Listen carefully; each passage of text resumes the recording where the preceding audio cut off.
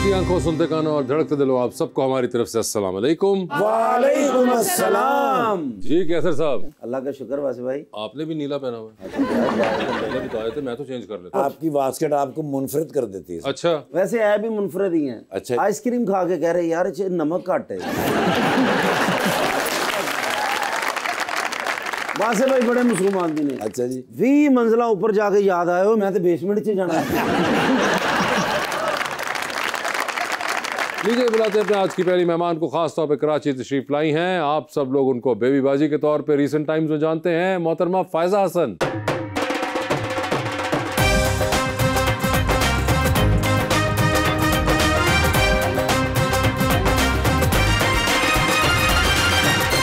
उनका साथ देने के लिए हमारी दूसरी मेहमान, इन्फ्लुएंसर एंड फिटनेस एंथुसियास्ट, मोहतरमा आमना सब्तैन।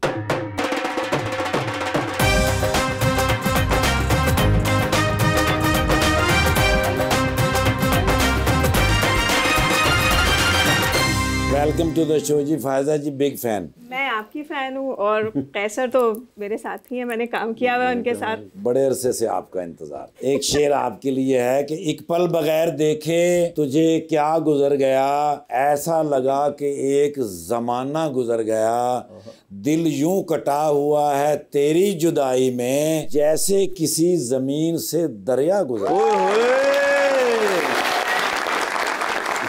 नींद आती है रात बड़ी मुश्किल से, ओ माय गॉड, फिर कोई ख्वाब मेरी आंख में आ लगता है, कब तलक लौट के आओगे बिछड़ने वालों, खाली रास्ते पे खड़ा शख्स बुरा लगता है।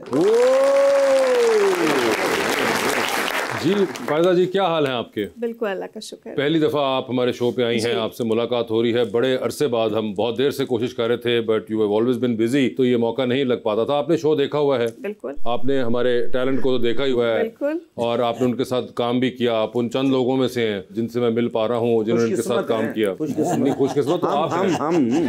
बिल्कुल। तो जब बात सुनिए, जब आपने इनके साथ काम किया था तब भी ऐसे ही थे या कोई बेहतरी थी वहाँ पे? नहीं, मजाक के अलावा मैं अभी जब ये शो में आने की तैयारी हो रही थी तो मुझे याद है कि हम आई थिंक बारी स्टूडियो में सीन था शादी का, और मैं उस वक्त काफ़ी दूर से ट्रैवल करके आ रही थी और मुझे बहुत सख्त नज़ला और ज़ुकाम हुआ हुआ था। I was just very sick. तो इन्होंने जो है वो कोई गोली मुझे कहा कि ये खा लो तो तुम थोड़ी देर में ठीक हो जाओगी, और उस पता नहीं क्या जादू किया था वाकई मेरे जो है वो नाक कान खुल गए थे, I was able to breathe और एक्ट। मैंने इनको जो गोली दी इनकी आंखें खुल गई थी। मुझे तो तुमने कभी ये वाली गोली ना दी। बहुत अच्छे भाई, हमें तो सिर्फ तुम गोलियां कराते हो।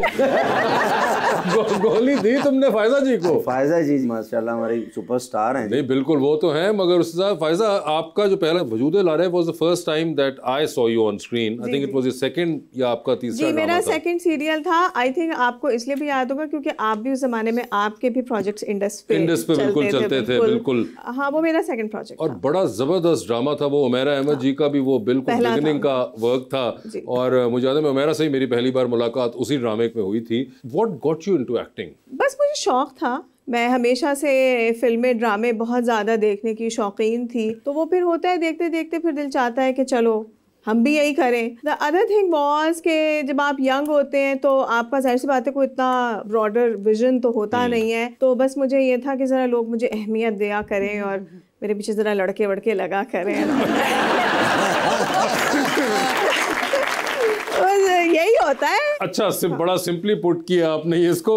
आमना, आपने इकोनॉमिक्स पढ़ी और उसके बाद क्रिएटिव राइटिंग माइनर था, और आप जो अब कर रही हैं ये दोनों चीजें इसके अंदर कहीं इस्तेमाल हो रही हैं? बिल्कुल भी नहीं। तो ये ना लिखती हूँ ना इकोनॉमिक्स करती हूँ। इकोनॉमिक्स करती हैं, तो क्या वो आपने उस वक्त किसी प्रेशर में किया था या ये किसी प्रेशर में? नहीं, मुझे अभी भी वो दोनों भी बहुत पसंद है। मुझे इकोनॉमिक्स का भी बहुत शौक है। मैं पोइट्री सेपरेटली लिखती हूँ बट प्रोफेशनली नहीं करती। बट अब फिर मैंने बहुत दफ़ा करियर्स चेंज किए हैं, बट ये आजकल फिटनेस ट्रेनिंग, ये आजकल नाउ इज दिस इट, और या फिर ये अभी का फेज है? अभी 4 साल से तो यही कर रही हूँ, बट अगर मेरे अम्मी अब्बू से पूछें तो वो कहेंगे पता नहीं कल फिर शायद चेंज कर ले, कुछ और करना। कुछ और भी आपने एक्सपेरिमेंट किया? पहले एक दफ़ा स्किन केयर ब्रांड भी की हुई है, फिर एडवर्टाइजिंग भी की हुई है, ई कॉमर्स भी किया हुआ है। तो मैं भी चाहता हूँ आप जैसी स्किन मेरी हो जाए, तो कैसे कोई रेगमाल मारना पड़ेगा? अच्छा, आपने कहा कि आपको सिर्फ स्किन नहीं, वो बाकी की आपको तरीके बता सकते हैं कि आपकी सेहत भी कैसे बेहतर हो जाए। तो आप प्लीज इनको आपके ख्याल में एक्सरसाइज से सब कुछ बेहतर हो जाए। एक्सरसाइज मेरी फिटनेस आप जैसी हो सकती है? हो सकती है, क्यों नहीं। मैंने तो पहले ही साहब बड़ी मुश्किल ना लगा होता रहेगा, फिर साहब बेहतर हो जाएगा। अच्छा ये उम्र का भी तकाजा होता है ना? नहीं, उम्र का कोई तकाजा नहीं होता। अच्छा, अभी एक रोम के मैराथन में 94 ईयर ओल्ड अंकल ने रन किया है पूरा 40 किलोमीटर। तो मैं 36 ईयर में तो कर ही सकता हूँ। तो आपकी मेरी सेम उम्र है। अच्छा जी, उम्र नहीं माशाल्लाह, सेहत भी सेम ही है आपकी। और मुझे ये बताइए, आप ये पहले एक्सरसाइज वगैरह और ये करती थी सब? 19 की एज से कर रही हूँ। 19 की एज से कर रही हूँ regularly. Okay, and how often do you work out? 5 days a week। 5 days आप करती हैं डिफरेंट चीज़ों में। और आपने इस पे बहुत से फिर सर्टिफिकेशंस भी ले ली हुई हैं। और आप, ऐसी बड़ी इंटरेस्टिंग बात है कि एक बिल्कुल और चीज करी। आपका कोई कभी शौक रहा है इस किस्म का? जब मैं मॉडलिंग करती थी तो करनी पड़ती थी एक्सरसाइज। हाँ, 2 घंटे एक्सरसाइज करती थी। फिर जब वो ड्रामों में एस्टेब्लिश हो गई तो that's the first thing I left. I am sorry, नहीं हो पाता, पता नहीं क्यों नहीं हो पाता, बट आई थिंक अब मैं सोच रही हूँ। और वैसे भी आप पाकिस्तान से बाहर चले गई हैं ना, तो उधर भी जाके आपने। नहीं, मैं आपकी वजह से वापस आ गई।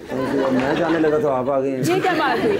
मगर हाँ, वैसे वैसे बड़ा आप अपनी प्राइम के ऊपर यू वेंट अब्रॉड। आप कितनी देर रही थी वहाँ पे? वो मेरी हर थोड़े दिन बाद प्राइम हो जाती है बिकॉज कोई प्रोजेक्ट अच्छा चला जाता है तो फिर यही होता है जी, वो फिर प्राइम हो गया। नहीं, मैं तकरीबन कोई 8 साल इंग्लैंड में रही। 8 साल और वो बस घर वालों के साथ जाना पड़ता है, जाहिर सी बात है, आप छोड़ तो नहीं सकते। मिस करती थी उस वक्त? एक्चुअली मैं जब जा रही थी मैं इंग्लैंड, तो मुझे लगा था कि ओके खत्म, अब एक्टिंग खत्म, करियर खत्म। मगर I am very thankful to my industry कि उन्होंने ऐसा होने नहीं दिया। They keep offering me projects, they keep calling me. मुझे वहां से बुलवा लेते थे तो मैं काम करके फिर चली जाती थी। और इस दौरान मैंने कैसर के साथ फिल्म की, मैंने सीरियल की। तो आई थिंक मैंने अपने करियर के काफी अच्छे प्रोजेक्ट्स इंग्लैंड मूव होने के बाद किए। इंग्लैंड मूव होने के बाद किए, नाउ यू मूव बैक। जी, तो अभी आपके लिए कंपैरेटिवली इजी होगा टू टेक अप प्रोजेक्ट्स? हाँ, बिल्कुल बिल्कुल। एंड बिफोर यू स्टार्टेड, तो आपने कहा कि आप देखती थी और आपको शौक होता था टीवी देखकर, तो कौन थे आप उस वक्त? वैसे कौन आपके आप समझती थी कि यार ये बड़ा, इनका बड़ा सीन है? जिसके पीछे लड़के लगे होते थे। एक्चुअली मजे की बात ये है कि मुझे, अब जाहिर बात है हम पीटीवी के टाइम के, यानी पीटीवी के ड्रामे देखकर बड़े हुए हैं, तो मुझे एक्चुअली लाहौर के ड्रामे ज्यादा पसंद थे। लाहौर पीटीवी के? बिल्कुल। और मुझे आबिद अली साहब बहुत पसंद थे। And I feel my self very lucky कि मैंने लेटर ऑन जब काम किया तो उनके साथ काफी ड्रामे किए। तो एक फैसिनेशन होती है ना किसी एक्टर को असली में देखने की। तो आबिद अली साहब थे, फिर शफी मोहम्मद मुझे बहुत अच्छे लगते थे। फिर आपके लाहौर सेंटर के काफी कैरेक्टर एक्टर्स बहुत इंटरेस्टिंग थे, जैसे एक होते थे गयूर अख्तर साहब। मैंने उनके बहुत ड्रामे देख रखे हैं। फिर फारूक जमीर होते थे। बिल्कुल। तो मुझे उन सब की एक्टिंग बहुत फैसिनेट करती है। फायजा जी, आप माशाल्लाह आप सच बोलती हैं, मैंने आपको देखा भी है। वासिफ भाई कैसे फनकार हैं? सच बोलो। मेरा कोई ताल्लुक नहीं भी है भी नहीं है, मैं गुफ्तगू के अंदर कहीं पे भी नहीं हूँ, तो मुझे क्यों एक्टिंग के अंदर भी नहीं है? मुझे क्यों घसीट रहे हो बीच में? लेकिन फिर भी मैं तो वो बात अभी कर रही है एक नॉस्टैल्जिया में, किन लोगों के नाम उन्होंने लिए हैं। अभी रिसेंटली आपकी फिल्म देखकर आई हूँ, लव गुरु। अच्छा। और उसमें आपने बड़ी अच्छी अपीयरेंस दी थी। आई नो आपने वो लिखी भी है, लेकिन जो आपकी अपीयरेंस थी, जो आप वो गुंडे बने हुए थे 90s वाले टाइप के, इट वाज सो गुड। मुझे बड़ा मजा आया देख। कॉमेडियन जैकी चैन